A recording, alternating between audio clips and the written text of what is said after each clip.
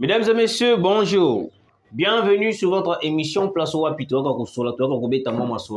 Excusez-nous pour des petits retards parce que nous avons un problème. Oui, je répète toutefois que non, nous avons un problème.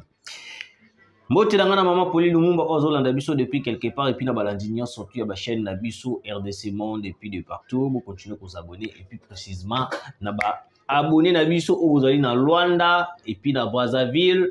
Et puis, dans les pays, surtout Londres, Espagne, France, Belgique, n'a pas subi de beauté. Balkanisation de Haut-Katanga. Dans lundi, information encore Moïse Katumbi ou Tchoukorouba. Il paraît que c'est la déclaration de Moïse Katumbi. Pas de problème. On va en parler. De l'autre côté, coopération avec le Sud-Soudan. Coopération avec le Sud-Soudan. Place au Wapi, le président de la République est en train de chercher plusieurs stratégies. Parce que le plus grand problème, la coopération militaire avec beaucoup de pays, c'est le problème de l'Est de la République démocratique du Congo. Les M23 ont tweeté que Tshisekedi a gagné Fukama et pas Yoweri Museveni pour que Museveni abonne la Paul Kagame à Longola.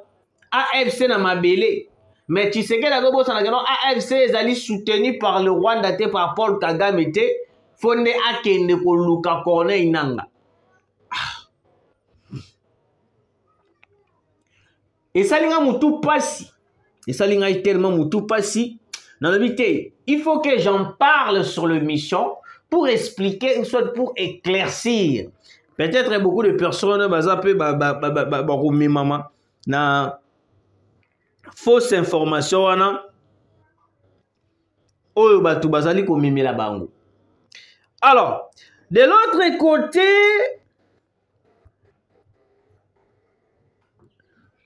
batiali biso lisusu cesser les faits. Cesser les faits. Le FARDC observe le cesser les faits. De l'autre côté, les M23 continuent de massacrer, de violer, de récupérer nos territoires. Qu'est-ce qui se passe au juste? Est-ce que le président de la République est complice ou non? Moi, je vais vous expliquer. Na bandido no makambo ya Moïse Katumbi. Bolanda déclaration. Il y a des points où Moïse Katumbi il paraît à lobby. À lobby boy. Si tu l'homofachi ose attaquer Katumbi, dont je suis, tous Kassaïens vivant au Katanga seront chassés. Voilà le premier point de Moïse Katumbi. 2. Si tu l'homofachi ose de toucher à la Constitution, le Katanga sera un pays à part. C'est un avertissement. Monsieur le président de la République, Félix Antoine Tshisekedi. Et puis, dans la balandignon, surtout à la chaîne Nabiso. Je n'ai jamais été contre Moïse Katumbi. Mais je le dis toujours que non. Moïse Katumbi a mérité avant dans la République démocratique du Congo. Comment est-ce qu'un individu peut déclarer une balkanisation aux yeux de tout le monde? Et puis, il est libre. Il marche comme il veut. Il fait ses vacances là où il veut. Et puis, même c'est bien. Et ça, dans la République démocratique du Congo. Et puis, tu as de la ngote. Nalobaka yango boye puis nazo bandela yango. Avant que le M23 puisse faire un coup, babandaka non le roi na ba rumeur.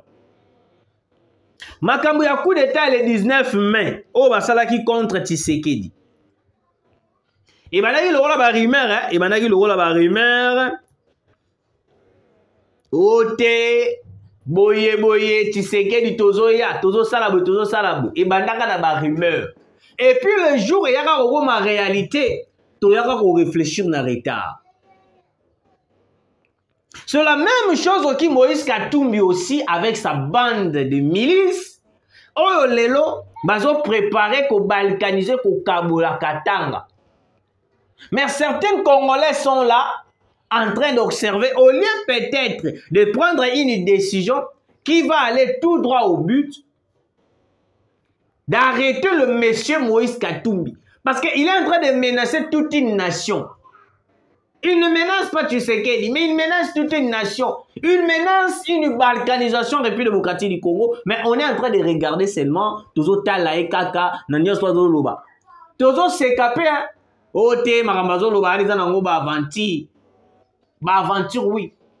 Na Tshisekedi pe bandaki lokola ba aventure. Si tokomaki na niveau ya une Balkan, na niveau ya coup d'état. Malgré que ça a raté, mais il salamaki quand même. Mais Moïse Katumbi ose dire, ce qui va simbier tous les Kasaïens dans la Katanga va la chasser. Vous allez comprendre que Moïse Katumbi a dans le rôle à Bolimbisanga, a dans le rôle à démon moko ya pauvreté. A dans le rôle à démon moko ya pauvreté, tout ça des démons moko ya masturbation. Pour excuser là. Parce que comment est-ce qu'une personne peut faire de ce genre de déclarations et puis même l'État congolais est je vous ai toujours dit ici, il y avait une rébellion au Salama na Zambie. Na kati ya Zambie, na kati ya rébellion au Sala, c'était une rébellion qui va aller, qui va, comment je peux dire le mot m'échappe, qui va bénéficier qui va bénéficier d'un soutien de Moïse Katumbi, Kabila et puis John Numbi. La personne qui va diriger le milice en question, c'était John Numbi. Kabila a coordonné, Moïse Katumbi dirige. Si vous batali plan na bango pour ekende bien, ezo senga débilo kwana et salama. Ce qui va mettre aussi Moïse Katumbi, va bengani tous les Kasaïens. Mais moi je me pose la question, qu'est-ce que vous avez avec les Kasaïens? Moi je ne suis pas Moulouba. Je ne suis pas Moulouba. Je suis juste un Congolais de père et de mère. Moukongo. Je suis Mundibu du Congo central. Mbanzangungu na Boko. Otuana Mboka na biso yangwana. Mais le plus grand problème est Zanine. Pourquoi est-ce que Moïse Katumbi s'apprend toujours aux Kasaïens? Pour Anini, a telemelaka ba Congo te, ba Swahili te, ba nani te, ya telemelaka ba Kasaïen.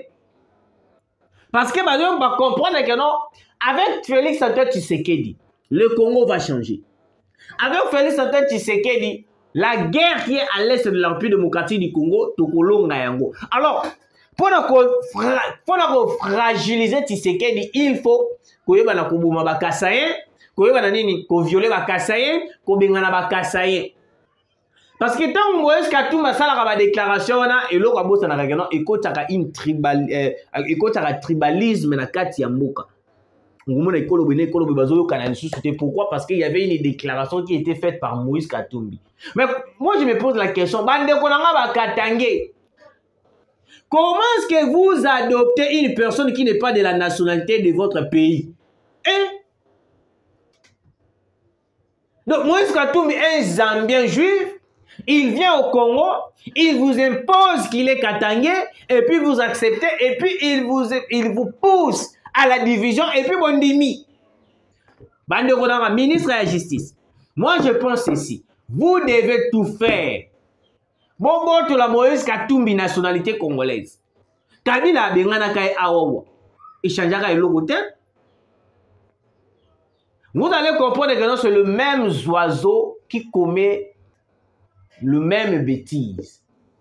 Frank Diongo a commis la prison avec Joseph Kabila Kabangi. Tu sais qu'elle a mis monsieur a accueilli comme ça la rébellion.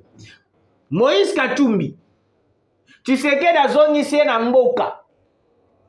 A tel le non, on a la poste pour balkaniser Mboka. Comment est-ce que tu sais qu'elle est en train de m'interdire de balkaniser la RDC? Abalu que les sous tu sais qu'elle. Yango moni mo konza Mboka, pas question. Tout le monde a Moïse Katumbi na Mboka la biso. Quand ndenge bobotola ki kona inanga ba nini ba nationalité, bo bloquer na ba niveau nyonso tout, il faut aussi bloquer les sous-soupé. Frank Diongo et puis na Moïse Katumbi. Mboka. Parce que d'après les informations que moi j'ai à ma possession, il paraît que après avoir fait la déclaration, il y a balkaniser Katanga. Et puis il y a chasser tous les Kasaïens à Katanga. Il y a une rébellion qui est en train de se créer dans Grand Katanga. J'alerte le service de sécurité. Moïse Katumbi serait, il paraît, à la tête de cette rébellion avec John Numbi. Balobi rébellion wana bit nango ezali nini ba assassiner, ba éliminer tous les Kassaïens. Après avoir éliminé tous les Kassaïens, ba koyeba na kosala nini ba yeba na ko lancer maintenant une déclaration oyo kozala ete dans République ya Katanga. Yango moni ces derniers temps il y a des drapeaux qui circulent à Grand Katanga. Bah, drapeau à Katanga, ils ont circulé, République du Katanga, République du Katanga, République du Katanga. Parce qu'il y a une balkanisation qui est en train de se faire. Et puis, d'après les informations que j'ai, il paraît que la personne qui sera président dans la République du Katanga, c'est Moïse Katumbi. Il y a un moment qui a menacé le gouvernement congolais.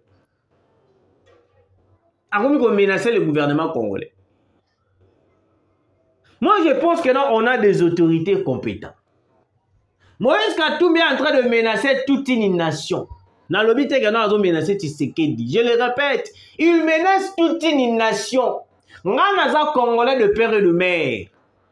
J'aurais besoin, dans la ligne de la mouille, que nous avons tout les vacances dans la Moussala, que nous avons matin na Katanga, Lubumbashi, Mwanda, parce qu'il y a Zambo Kananga. J'ai le droit. Nous avons que Lingi. Mais c'est comme si le pays est en train de se diviser. Donc, il faut son visa. Mais on est où là? On est où? Je me pose la question. Mais sur le président de la République, moi je pense que non, il faut obéir à l'obot qu'on a mis ça. Le Congo est en train de partir. Le Congo est en train de partir. Boyoka siko le babandeko na ba Congolais de père et de mère. Boyoka. Le vice-premier ministre de l'Intérieur, sécurité, décentralisation et affaires coutumières, Chabani, Luko. Bon, à 4 Mousé Chabani. Et coopération régionale du Sud-Soudan. Signé le mercredi 30 octobre 2024 à Djouba, capitale du Soudan d'ici. Banderonaga. La RDC vient de signer une coopération avec le Sud-Soudan au Wapi. Et qu'on fout la mise au plus macambobélé parce que le Sud-Soudanais aussi va rappeler ma casse du côté militaire. Parce que nous voulons à tout prix collaborer avec Bato Bazali sincère Nabiso. Au lieu de collaborer avec Bato Bazali na Essengote, Bato yo Manukaga pour Baby Samboka pour créer une stratégie un peu bizarre. Opération Chouja, 14 combattants du groupe armé appartenant à Kabido ont été désarmés par les militaires FARDC et UPDF lors d'une patrouille de reconnaissance à Lukubati au nord-ouest de Beoumanyama, près de la rivière Ituri.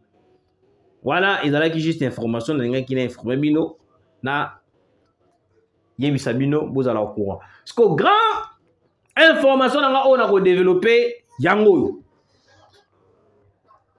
C'est ça les faits. N'a qu'un non téléphone. C'est ça les faits. Pendant que FARDC est observé, c'est le fait de l'autre côté, le M23 continue de prendre nos territoires, nos localités, tout là. Mon Konzamboka, monsieur le président de la République. De l'autre côté, le M23 va lobby que non au Kenya, Uganda, pour la Kosenga Bolimbisi, Balongola Bato, Bazalina Walikale, M23, tout là. Mon Konzamboka, Félix Antoine Tshisekedi Tshilombo. Le peuple me dit chaque jour que vous êtes complices sur la guerre qui est à l'est de la République démocratique du Congo. Moi, d'après les informations que j'ai, naïbi que yo ou yebi l'autre côté. Mais pourquoi jusqu'à présent, nous continuons d'accepter les cessez-le-feu qui nous a été imposés par la communauté internationale? Et puis deux, pourquoi est-ce que Tozo Sombaka ba avion de chasse, Tozo Sombaka ba milition, tozo sombaka ba munitions air nyonso tout, tozo sombaka ba armes sophistiquées de drones militaires. Mais qui est en train de bloquer pour que ces drones-là, ces munitions-là, ces avions de chasse-là puissent combattre contre le Rwanda? Parce que l'information on a eu kozwa, les sous Munduki moko le sous ya makasi. Boyoka. Les FARDC sont désormais dotés d'une défense aérienne capable d'abattre les avions de chasse, drones de combat et de surveillance et tout objet du volant. Et outil wapi, et outil ici. Mais maintenant, on a une question, monsieur le président. Tozo somba Munduki chaque jour. Tozo somba avion de chasse. Tozo somba drone. Mais comment est-ce qu'on n'arrive pas à attaquer le Rwanda? Parce que le Rwanda, il est devenu très orgueilleux. Comment est-ce que le Rwanda a réussi comme ça dans le niveau, il y a que ton dimara va cesser les faits pour que bon va récupérer le territoire, la la localité, la cité. Alors que la minute oyoyo, déjà tu comprends déjà une complicité qui est en train de circuler pour le problème de l'Est de la République. Et puis on avait alerté Mokonzambo Katobeta qui c'était que non, visite na sommet à Ouganda. Et ça un avantage pour les Congolais. Il ne fallait pas participer dans ces sommets. Comment est-ce que vous participez dans un sommet? Oh, wapi, tous les Congolais, baza kuboy. Mokonzamboka. Moi, je n'arrive pas à comprendre comment est-ce que votre cabinet n'arrive pas à contrôler vos sentiments. Parce que les Congolais, vous allez complice contre la guerre à l'Est de la République. Vous nous avez promis que dans la guerre, Est, tu vas récupérer Bunagana d'ici fin de l'année. N'évitez peut-être au beau Seigneur Mokonzamboka. Parce que moi, je viens ici pour présenter les doléances de la population congolaise. La population congolaise va le dire bien, Oloba Kanabango, on récupérer Bunagana avant fin d'année Oyoyo. Bunagana sera récupéré. Parce que na liro toujours que na ngoya makama observera ba cesser les faits. On ne va pas récupérer Bunagana. Parce que Bunagana est comme la place moko ya ravitaillement de M23. Alors place comme il y a ravitaillement de M23, ça veut dire que non ba mindu ki ndenge na ndenge za la rakuna. Parce que le ba mindu ki ndenge na ndenge za la rakuna, biso lokola tozo beta te. Toza ko observer, tozo ta la kaka, on ne va rien récupérer. J'encourage l'achat d'armes, autour sombara, hernion surtout, et puis des coopérations et tout. Mais le problème est que non. Qui est en train de bloquer l'avancement? Il y a un militaire et FARDC.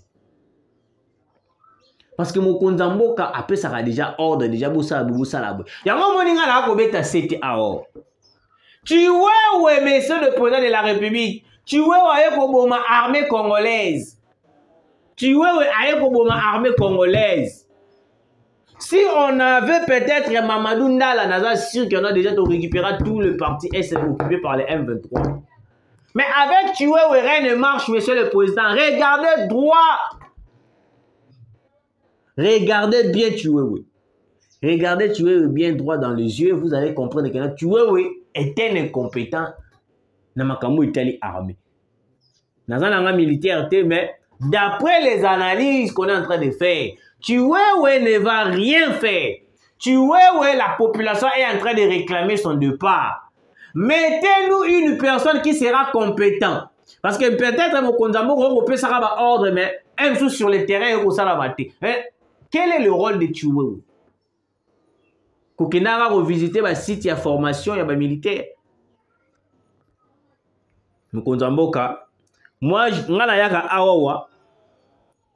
Pour nous signaler au kaka et comme monsieur le président de la République que la population congolaise a besoin de voir clair. Jusque-là, toujours qu'il y a 4 ans déjà, Bunagana était tombé entre les mains des rebelles M23. Mais pourquoi est-ce qu'on n'arrive pas à récupérer Bunagana avec plusieurs avions de chasse autour au Somalia Inde, et Russie, et pourquoi est-ce qu'on n'arrive pas à récupérer Bunagana? Pourquoi est-ce qu'on n'arrive pas à attaquer Kigali? Disons clair. Pourquoi on n'arrive pas à attaquer Kigali? Est-ce que Kigali a des armes plus sophistiquées plus que la RDC? Question mark.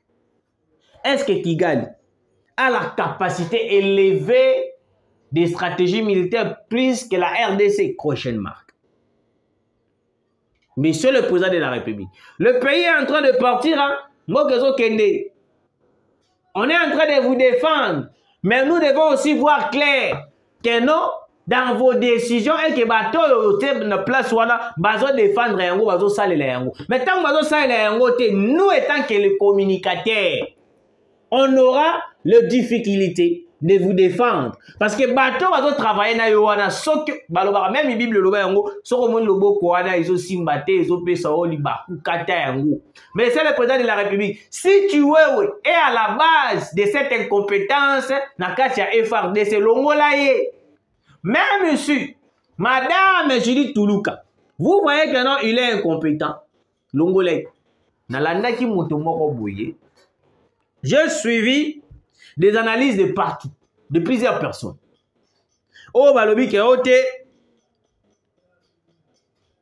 Maman Julie Toulouka a sali ebele pour Mboka a stabilisé le dollar. Na marché a stabilisé le dollar. À stabiliser le dollar, à stabiliser le dollar. Monsieur le président de la République, sans vous mentir, Julie Toulouka a stabilisé le côté. La population n'a pas besoin de stabiliser le dollar dans 28 000. Mais la population congolaise a besoin de social et à la malade.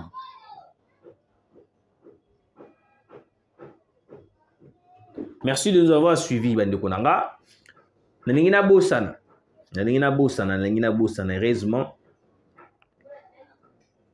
Cette Kikuna Lobi Bokaninga Pona Nini, car après la vidéo dans Salaki, j'avais relayé sur les réseaux sociaux. Bozu Bokati partinde, Bozu Bokangelingai. Tu sais, bon. Nazali moto ya IDPST ya PPRDT mais des fois Kabila abandaki ko la kisabango kenan il était aussi militaire. Aux assure un opposant comme cette Kikouni pendant régime ya Kabila ko yuko loba pe bon devant les Souzi.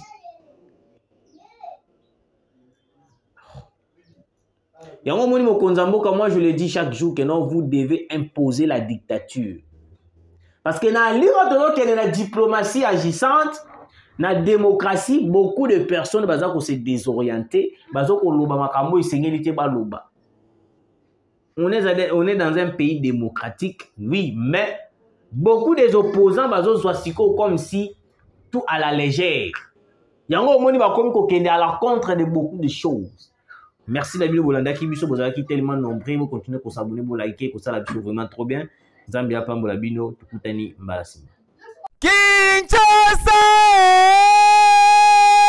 Tikana yebisa bino makambo kotongisaka bandaku ya kolala epa ya noko Pierre tope noko Manuel eza makambo akala po ebele batomba ba victime na mbula ya makasi bandaku ekwela bango bazwa makama ya ndenge na ndenge yango solution yango yo entreprise Muteba Construction et service amemeli bino po na ba travaux na bino ya construction olingi kotonga ndaku ya kitoko na ba condition ya kitoko s'il vous plaît contactez Muteba Construction et service po bango basalaka na ba ingénieur qualifié batangela yango na classe na entreprise Muteba Construction et service okokuta ba service lokola bâtiment génie civil architecture intérieure électricité peinture menuiserie carrelage